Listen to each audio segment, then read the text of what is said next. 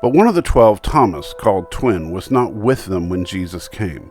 So the other disciples kept telling him, "We have seen the Lord." But he said to them, "If I don't see the mark of the nails in his hands, put my finger into the mark of the nails, and put my hand into his side, I will never believe." After 8 days, his disciples were indoors again, and Thomas was with them. Even though the doors were locked, Jesus came and stood among them. He said, "Peace to you."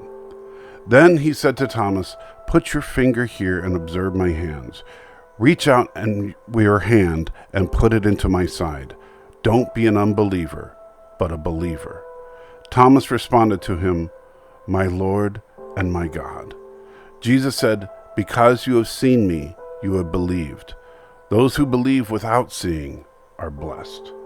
Our rational minds can send us on wonderful fact-finding missions or can lead us to great peril. For St. Thomas, one of Jesus' 12 apostles, it was both.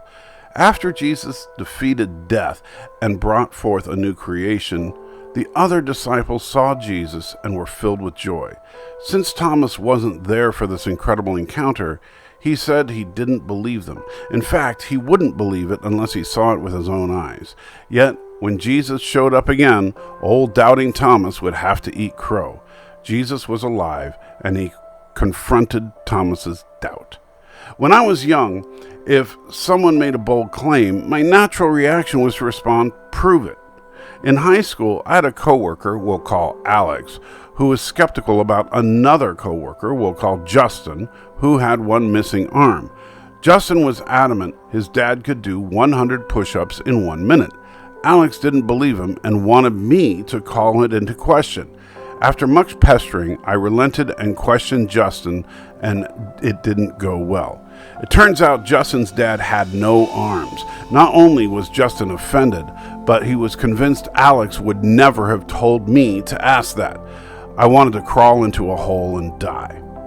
After Thomas sees Jesus with his own eyes, he then makes one of the most profound proclamations, "My Lord and my God." St. Thomas submitted to Jesus as King of the universe. This was indeed a bold claim from a first-century Jew. This submission only came because Thomas still hung around. His doubt didn't lead him away from God.